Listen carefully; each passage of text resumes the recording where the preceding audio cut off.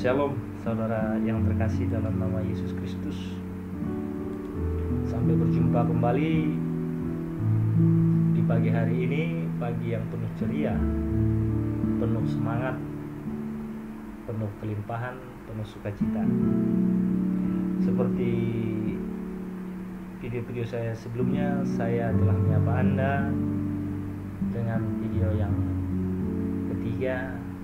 Dan pada hari ini saya ingin menyapa Anda dengan video saya yang keempat, di mana video saya sebelumnya saya telah menjelaskan bahwa kehidupan manusia ini didorong oleh 5 faktor. Mungkin sekarang Anda mungkin didorong oleh suatu masalah, suatu tekanan, atau ingatan yang menyedihkan, ketakutan menghantui Anda. Banyak hal yang mendorong kehidupan kita. Tetapi secara garis besar ada 5 faktor yang mendorong kehidupan manusia. Seperti yang sudah saya katakan di video saya pertama, kedua, ketiga, dan keempat, dan saya akan ulangi lagi. Manusia ada didorong oleh rasa bersalah. Ada juga manusia didorong oleh kebencian dan kemarahan. Anda bisa mendengarkan video saya yang sudah saya bagikan. Dan ada juga manusia yang ketiga adalah didorong oleh rasa bersalah. Dan Anda juga bisa menonton di video saya. Dan yang keempat, manusia didorong oleh materialistis. Dan yang kelima adalah manusia yang didorong oleh kebutuhan akan pengakuan. Dan di video kala saya yang keempat ini mungkin saya akan membahas manusia didorong oleh materialistis. Banyak mungkin kita, teman-teman atau saudara-saudara, melihat bahkan mayoritas setiap manusia memandang hubungan itu bukan berdasarkan hubungan cinta kasih. Tetapi banyak orang melakukan hubungan karena melihat sesuatu, materi, kekayaan, bahkan posisi yang dimiliki oleh seseorang itu. Itu adalah hal yang wajar dan lumrah. Orang-orang seperti ini memiliki karakter keinginan-keinginan yang bersifat materi. Segala sesuatu dipandang berdasarkan materi atau uang atau kekayaan dunia. Bahkan lebih memfokuskan dirinya untuk memiliki segala sesuatu supaya lebih berharga. Karena dia berpikir dengan dia memiliki banyak uang, dia memiliki segala sesuatu, dia akan dipandang oleh orang-orang di sekitarnya berharga. Sehingga selalu memfokuskan diri bekerja, berusaha, bahkan sampai melupakan hubungan secara horizontal dengan sesama manusia lainnya, dan juga melupakan hubungan vertikal dengan Tuhannya, dan menganggap bahwa uang adalah tolak ukur segala kehidupan ini, karena memang dia memiliki sifat yang seperti itu. Bahkan orang seperti ini selalu menganggap memiliki lebih banyak uang lebih penting, lebih berharga, dan akan dipandang dan dihargai oleh orang-orang sekitar. Kita harus menyadari bahwa dalam memenuhi segala keinginan kita harus didasari akan takut akan Tuhan, supaya kita dapat menikmati hidup kita dan menikmati segala kekayaan kita, segala jerih payah kita. Memang saudara-saudara yang terkasih, uang adalah segalanya bagi setiap orang yang mungkin secara materi memang uang dibutuhkan. Tetapi satu hal yang perlu kita ketahui, bahwa di dalam kita mendapatkan uang tidak salah. Tetapi sebagai orang yang percaya kepada Tuhan, janganlah kita memandang muka terhadap orang-orang di sekitar kita. karena dia seorang pejabat, memiliki harta, memiliki rumah yang besar, pekerjaan yang bagus, sehingga kita memandang dia lebih tinggi daripada teman-teman kita yang pada saat ini mungkin terpuruk, yang pada saat ini mungkin tidak memiliki harta yang lebih hebat, sehingga kita tidak begitu menghargainya. Itu adalah suatu kesalahan. Kita harus memandang dia berdasarkan cinta kasih Tuhan, bahwa dia adalah orang-orang yang layak untuk bersosialisasi dengan kita, karena dia juga adalah orang yang dikasihi oleh Tuhan Yesus. Karena kalau kita buka Alkitab pun berkata dalam Pengkhotbah 5 ayat 17 sampai 18 dan Pengkhotbah 6 sampai dari 1 sampai 2, apa yang dikatakan?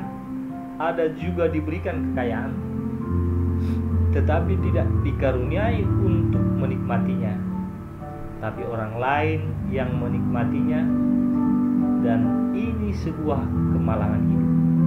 Betapa sedihnya kita diberikan kekayaan, kita diberikan suatu hal, tetapi kita tidak damai sejahtera. Ya mungkin karena sesuatu hal penyakit, sesuatu hal yang mengganggu pikiran-pikiran kita, sehingga kita timbul rasa takut, sehingga kita ketika menikmati makanan pun yang berharga, yang mewah, kita tidak merasa menikmati. Bahkan ada juga orang pengusaha-pengusaha yang kita lihat ya memiliki segala harta, memiliki segala sesuatu, tetapi dia tidak bisa memakan yang enak-enak, karena memang sudah ada sesuatu hal penyakit dalam tubuhnya, membuat dia tidak bisa menikmati segala hartanya. Bahkan harta-hartanya justru dinikmati oleh dokter, karena dia harus berobat terus.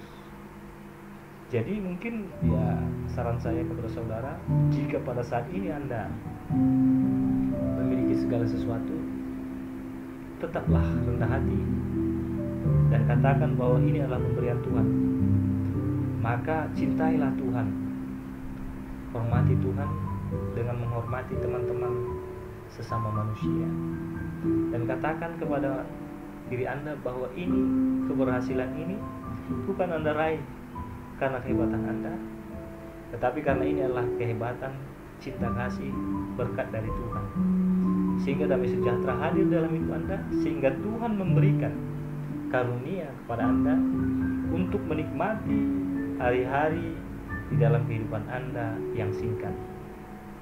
Bahkan memang ada juga Alkitab berkata dalam Pengkhotbah 5 ayat 9 sampai 11, kalau saya tidak salah, silakan nanti Anda cek. Siapa yang mencintai uang tidak akan puas dengan uang. Siapa yang mencintai kekayaan, intinya dia katakan siapa yang mencintai kekayaan tidak akan pernah puas dengan penghasilannya. Karena kekayaan orang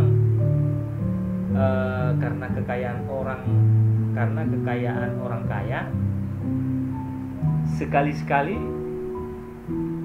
tidak membuat ia bisa tidur. Ini kalau nggak salah di Pengkhotbah 5 ayat 9 sampai 11. Mungkin Anda boleh pernah mendapatkan kesaksian bahwa ada orang-orang kaya yang dia tidak bisa tidur. Bahkan dia harus makan obat tidur supaya bisa tidur. Ini memang kalau menurut Alkitab sebuah kemalangan. Jadi betapa berbahagianya Anda hari ini dengan keadaan Anda. Mungkin dalam keadaan kesederhanaan Anda bisa menikmati makan, bisa tidur nyenyak, bisa menikmati pekerjaan Anda, bisa Anda selalu bersama keluarga Anda di dalam kehidupan ini, bisa pergi mengikuti ibadah dengan penuh kasih bersama istri, anak-anak Anda. Itu adalah hal yang paling berharga, yang harus Anda syukuri, harus Anda nikmati. Karena kekayaan bisa hilang dalam sekejap melalui faktor yang tidak dapat kita kendalikan. Tapi hubungan kita dengan sesama manusia, dengan Tuhan, akan membawa berkat kelimpahan.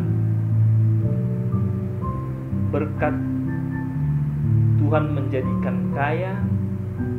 Kata Alkitab berkata di dalam, kalau tidak salah di Amsal ya, di Amsal 10 ayat 2, kalau tak salah ayat 2 atau ayat 22, dikatakan berkat Tuhan yang menjadikan kaya, susah payah tidak menambahinya. Jadi dalam hal ini mungkin ya kita harus tahu, mungkin kita bisa mendapatkan kekayaan dengan cara-cara yang tidak normal, dengan melakukan hal-hal yang tidak benar, tetapi itu seperti yang dikatakan oleh Alkitab, banyak orang tidak bisa menikmati, dan itu kemalangan hidup. Ya, karena memang berkat Tuhan yang membuat kaya, susah payah tak menambahinya. Saya lupa di mana ayatnya. Karena berkat kelimpahan kekal hanya kita dapatkan dari Tuhan, dan hubungan baik kita dengan Tuhan, kita implementasikan hubungan kita dengan Tuhan itu dengan hubungan kita sehari-hari dengan manusia di sekitar kita.